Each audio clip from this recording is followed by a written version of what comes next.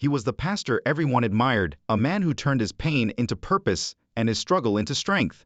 Pastor Zachery Timms rose from the streets to the pulpit, from addiction to anointing, becoming one of the most influential voices in modern ministry. But behind the spotlight and success, something much darker was brewing. Then, one day, the unthinkable happened. He was found lifeless in a New York hotel room, and truth that followed shattered millions. How did a man who helped so many lose himself in the process? What really happened to Pastor Zachery Timms, and what secrets did he take to his grave? Stay tuned, because the truth behind his rise and tragic fall will leave you questioning everything. It's a haunting story, a powerful reminder of how fame, temptation, and private pain can quietly destroy even the strongest of ministries. Stay with me, because what really happened in Pastor Zachery Timms' final days is far more heartbreaking and complex than anyone ever imagined. Before tragedy struck,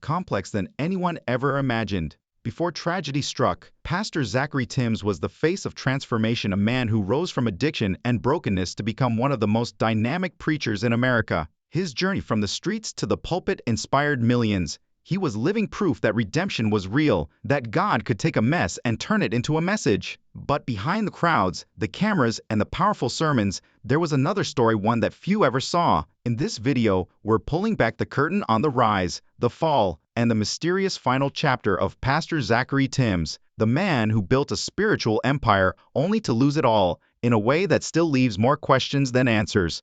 We'll take you inside the private struggles he tried to hide, the immense pressure that came with fame, and the moments leading up to that devastating night in New York City. You'll hear about the internal conflicts within his church, the whispers that spread through the gospel world, and the hidden battles that pushed him further into isolation. Because while the world saw a man of God walking in purpose, behind the scenes was a soul fighting to hold on. What truly happened to Pastor Zachery Timms isn't just a story about loss, it's a warning about how easily the spotlight can become a shadow. But here's where things start to take a turn no one saw coming. Hidden beneath years of silence are details that few have ever heard, pieces of a truth that could completely change how the world remembers Pastor Zachery Timms. By the end of this video, you'll not only understand what really happened, but also why his story still echoes through the walls of the Christian community more than a decade later. So stay with me, because what we're about to uncover may forever alter the way you see both Pastor Timms and the dangerous unseen pressures that come with modern-day ministry.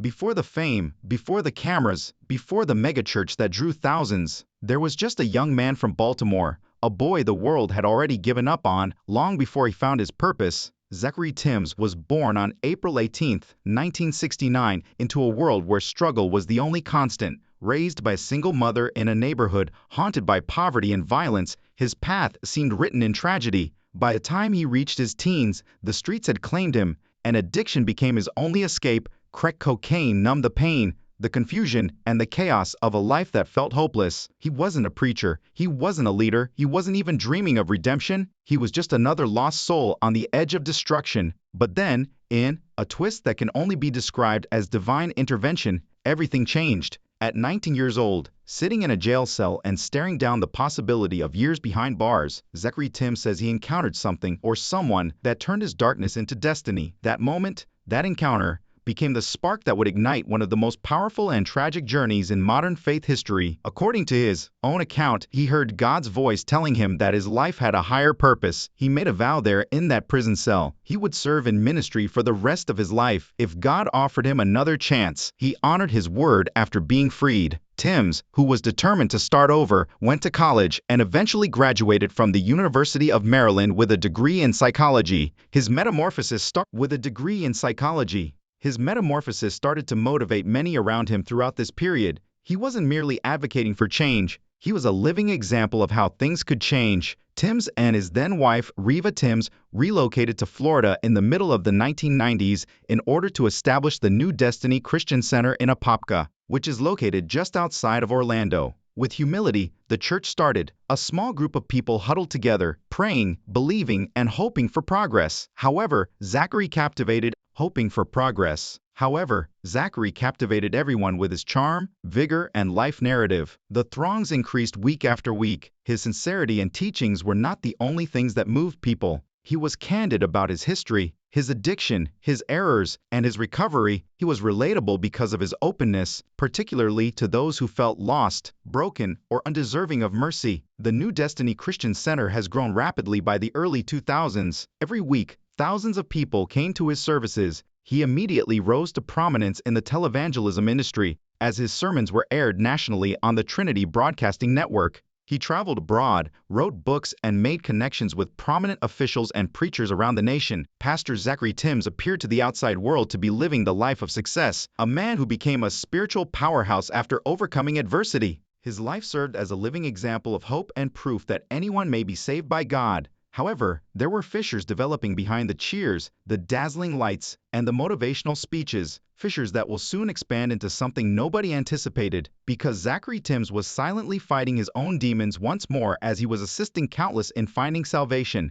Pastor Zachery assisting countless in finding salvation. Pastor Zachery Timms' prominence and the associated strain increased along with the size of his ministry. A small local church of a few dozen soon grew into a worldwide ministry that now serves tens of thousands of people. He was no longer merely a preacher. He was a public figure, a brand, and a famous pastor. He took the stage at New Destiny Christian Center every Sunday, bearing the burden of hundreds of people who looked to him for inspiration, hope, and answers. He delivered exciting sermons. His speech was strong, intimate, and unvarnished. He was strong, intimate, and unvarnished. He was viewed as an untouchable man who was fervently devoted to God. However, Zachery was burning out behind the scenes, something that most people were unaware of. It became evident from interviews and subsequent testimonies from those who knew him well that Pastor Tim found it difficult to uphold the reputation that everyone held him to. He was always on the road, giving talks at conferences, organizing outreach initiatives, handling money, and juggling a ministry that never slept with a family life. And even in the guise of faith, celebrity can lead to temptation. He received more attention, both positive and negative, the more well-known his platform got.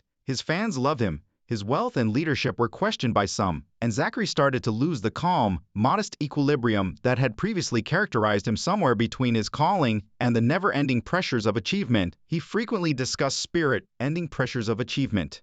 He frequently discussed spiritual warfare, or the invisible conflicts that Christians deal with on a daily basis. However, that conflict wasn't symbolic for him. It was intense, real, and very intimate. Within his circle, there were rumors that the same monsters he had vanquished were starting to reappear. Friends observed behavioral changes, mood swings, fatigue, and a restlessness that seemed to worsen with time behind closed doors. There were reports that distance, stress, and emotional detachment were the main causes of the severe strain in his marriage to Riva. After years of serving together in ministry, the couple's divorce in 2009 made those speculations a reality. A bitter and public separation rocked the Christian community. The revelation was shocking to many of his supporters. How was it possible for a guy who preached about family and faith to lose what he treasured most? His leadership was questioned. Lose what he treasured most? His leadership was questioned by several. Others stood up for him, arguing that even pastors are fallible human beings. Few people understood, however, Few people understood, however, that this was just the start of his downhill trajectory. Pastor Tim seemed intent on moving on after the divorce. He kept talking about forgiveness and renewal while grinning. However, those closest to him eventually disclosed that he had changed on the inside. Quiet suffering had replaced the same fervor that had once driven his ministry. Zachery's world split in two as the years passed. On Sunday mornings, the world witnessed the charismatic and well-groomed preacher. Behind the scenes, he struggled with loneliness, stress, and spiritual exhaustion. Appearances were crucial in the high-stakes realm of celebrity preaching. However, the fact remains that human frailties affect even pastors and people who transform thousands of lives. The previously little fissures had started to enlarge and will eventually reveal the more sinister truths that lie beneath them. Because although everyone believed Pastor Timms had permanently overcome his past, the temptations he had previously resisted were lurking in the background, waiting for him, tenacious, patient, and prepared to go back. Pastor Zachery Timms appeared to be starting a new phase of his life by the summer of 2011. He appeared to be a guy who had overcome heartache, reaffirmed his faith, and recommitted himself to his purpose. Once more, his church was flourishing. He continued to preach to thousands of people around the nation, and his television appearances were becoming more and more popular. However, there were indications that something was seriously off beneath that exterior. His closest friends and family observed that he had grown more aloof, reserved, and reclusive, and that he frequently traveled alone. He would disappear for several days at a time, claiming that he needed time to rest or spend time alone with God. However, there were hints of something more hidden behind those justifications. A return to the battles that had almost ruined him. Pastor Timms checked into the W Hotel in New York City in the beginning of August 2011. Part of an increasingly covert ministry journey, it was intended to be a short visit. The Christian world would be rocked by what transpired next. Zachery Timms was found unconscious in his room by the W Hotel's housekeeping staff on August 12, 2011. Within hours, the news spread. One of the most charismatic leaders in contemporary ministry, the 42-year-old pastor, had passed away. Initially, there were few details. In a brief statement reporting his death, the church asked for prayers and solitude. However, the conjecture soon started. What had taken place? Why was he at a hotel room in a different city by himself? Furthermore, why was the cause of death kept a secret? When police arrived on the site, they found something that made them wonder even more. A little envelope filled with a white powder. An autopsy was performed by the medical examiner. However, the results were kept secret from the public for weeks. The mystery grew more complex. People were looking for answers. His congregation felt devastated. Pastor Reva Timms, his ex-wife, remained calm despite her grief. "God is still in control," she said in public. But there was unfathomable sorrow and bewilderment concealed behind those words. How could someone who had conquered so much and touched so many lives suddenly and tragically fall? Months later, the toxicological results were finally made public, and they supported the fears of many. It appears that Pastor Zachery Timms overdosed and died. Not just his church, but the entire religious community was rocked by the news. It was a betrayal to many of his supporters. They thought he had already vanquished those demons, not because he had sinned. For others, it was devastating evidence that even for those who advocate for redemption, the challenges of addiction never really go away. Perhaps the most disturbing aspect of this tale was not just how he passed away, but also what his passing disclosed about the tremendous strain that contemporary pastors face. Zachery Timms' narrative revealed a hidden truth in a society that demands perfection from spiritual leaders, that behind the titles, the sermons, and the happy pictures, there are actual people engaged in silent struggles that the general public is never privy to. Observing media outlets flock to his church after his death in an attempt to piece together his last days. Like wildfire, rumors proliferate. Anything from private battles with depression to covert partnerships. Most of it wasn't true, but some of it was. This is what we do know. Pastor Timms was a man divided in his last months between the suffering he was unable to avoid and the vocation he loved. Thousands of people attended his burial. When his body was interred in Orlando, there was gospel music, tears, and sincere remembrances from those closest to him at the solemn, emotional farewell. One question, however, persisted in the air as the choir sang and his legacy was celebrated. How was it possible for someone who led so many people to God to lose his personal fight against evil? As many would later remark, understanding rather than judgment is the answer. Because failure isn't the only aspect of Zachery Timms' narrative, it concerns the thin line that separates human imperfection from faith. As soon as the death of Pastor Zachery Timms was announced, astonishment gave way to incredulity, which in turn gave way to perplexity.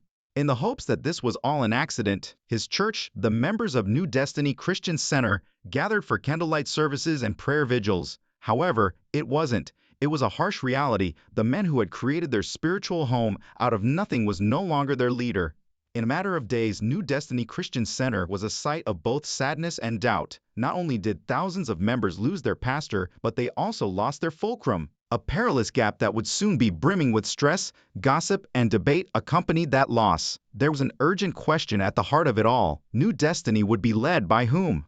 At first, many thought that Zachery's ex-wife, Reva Timms, who was also a co-founder of the church, would logically return to the position of leadership. She had, after all, been there from the start, working with him to establish the ministry. The congregation knew her, loved her, and respected her. The board of directors of the church, however, had different ideas. The church community would be rocked by a decision the board made in late 2011. They named the next senior pastor of Next Destiny Christian Center to be Pastor Paula White, a well-known televangelist and friend of the Timms family. Almost at once, uproar broke out. Many churchgoers were taken aback and wondered why Riva, the woman who had shared the ministry's basis and contributed to its creation, was left out of the process. Some people thought the decision was political, made by influential people who wished to save the church's reputation and financial stability. Others believed Zachery's reputation and financial stability. Others believed Zachery's legacy had been betrayed. The reaction was fierce.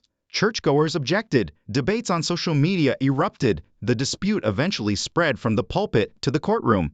The leadership transition at New Destiny Christian Center was handled poorly and opaquely, according to Riva Timms, who sued the organization and its board. She maintained that outsiders with their own goals were changing the legacy of her late ex-husband. There were now divisions within the once cohesive spiritual group. Some support Paula White, while others are faithful to Riva. Zachery Timms' church, which he had established with love, faith, and redemption, was now a battlefield of authority, control, and public scrutiny. After being control and public scrutiny, after being picked up by news sources, the tale became a national spectacle. They were all over the headlines. Following the pastor's passing, the church splits. The contentious ministry is taken over by Paula White. Riva Timms defends her husband's heritage. Leadership was no longer the only factor. Identity was at issue. Who was going to continue the vision that Pastor Timms had initiated? Who would find the true meaning of New Destiny? Riva maintained her composure while being forceful in interviews. Many people who believe that the church had lost its moral compass found resonance in her statement. This isn't about me. It's about what's right. It's about honoring what God began through Zachery. Conversely, Paula White defended her appointment, saying that she had intervened to provide guidance and healing to a deeply hurting church. She emphasized that her goal was to preserve, not replace, Pastor Timms' vision while speaking about reconciliation and healing. However,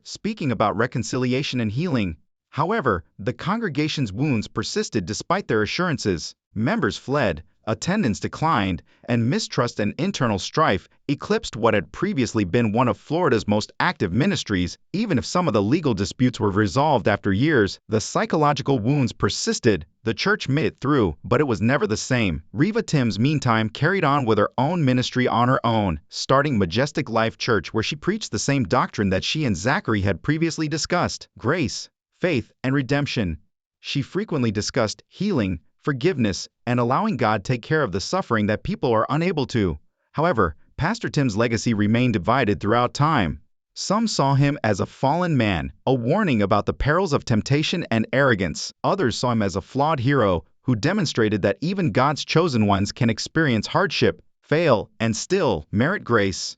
Perhaps this is why his narrative is so profoundly relatable. It's more than just a story of a preacher who got lost. It reflects the fact that we are all incredibly frail, regardless of how fervent our faith seems on the outside. However, few people discuss the story's other chapter. Because among the people who knew Pastor Timms the best, something significant started to happen after the litigation, the leadership changes, and the years of silence. They began to view his legacy differently. Pastor Zachery Timms' narrative is still relevant today, over 10 years after his passing, not only inside places of worship, but also among everybody who has ever had to deal with the agonizing tension between one's own frailty and social expectations. Examining his life in retrospect reveals a man who was both remarkable and typical. Through his story, he had a remarkable ability to uplift, guide, and save others from despair. He was fragile, imperfect, and occasionally broken, but he was also incredibly human. His narrative is so significant and eerie because of that disparity, because when you take away the spotlight, the TV cameras, and the fame, you're left with a guy who yearned for the things that all believers desire: to serve God, live a purposeful believer's desire, to serve God, live a purposeful life, and find peace. However, in his quest for grandeur, that serenity somehow eluded him. Many people, both inside and outside the church, found it difficult to understand his death. How could someone who was so gifted and anointed end himself in the same dark place from which he had previously fled? In addition to his followers, his friends, family, and even other pastors who identified with him were troubled by this question. His story evolved into more than just a warning. In the years that followed, it turned into a mirror reflecting an unpleasant reality of contemporary religious culture. Pastors are all too frequently exalted to the point where humanity is out of place. They are supposed to be flawless, unflappable, and impervious to suffering and temptation. Nevertheless, grace is at the heart of Christianity. Grace that conceals flaws. Grace that is there for us when we are at our lowest. Even when the world criticizes, grace can repair. Zachery Tim saw grace as his battle and his message. Because he knew what it meant to be redeemed, he taught about redemption. However, he found it more difficult to heal himself, as do many people who bear the burden of healing others. Pastor Tim mentioned something that many people now remember with great emotion in one of his last sermons, which he gave shortly before he passed away. Don't let your brokenness prevent you from believing that God can still use you, he urged, adding that you might be called by God and still be shattered. His own existence is now hauntingly prophesied by such statements. God uses a guy powerfully, but he is stuck in the shadows of his history. Perhaps that's the point though. Perhaps his story is about the intricacy of grace rather than failure. After his passing, Reva Timms and their 4 kids have had to reconstruct their lives. Reva frequently discusses faith, forgiveness, and the value of accountability in ministry in public speeches. She only ever expresses love and introspection, never resentment. She has stated unequivocally that Zachery's legacy should be honored for the innumerable lives he affected during his lifetime, not for the way he passed away. She is correct. Due to the fact that during his ministry, thousands of people were saved, families were restored, addicts were set free, and young people were encouraged to think they were deserving of love. His influence cannot be quantified by a single tragic conclusion. Today, the New Destiny Christian Center remains intact. It has undergone seasons of change, new leadership, and adjustments, yet it continues to serve as a living example of how a man's vision can transcend his shortcomings. People still congregate in that sanctuary every Sunday, singing the same hymns, and carrying remnants of Pastor Tim's sermon that no matter how far you've fallen, you can still get back on your feet. Many people take away from his life the message that spiritual leaders require room to be human. Yes, they require accountability, but they also require empathy. Because we encourage pastors to conceal, to fake, and to remain silent when we foster a culture that prevents them from being open about their difficulties. The story of Zachery Timms compels us to examine that unsettling reality. It serves as a reminder that even the most powerful ministry can fail in the face of concealment, and even greatest faith can waver under duress. It also serves as a reminder that there is never any waste in redemption. His journey from the pulpit to the suffering and from the streets to salvation is evidence that God can pour out his will even through broken vessels.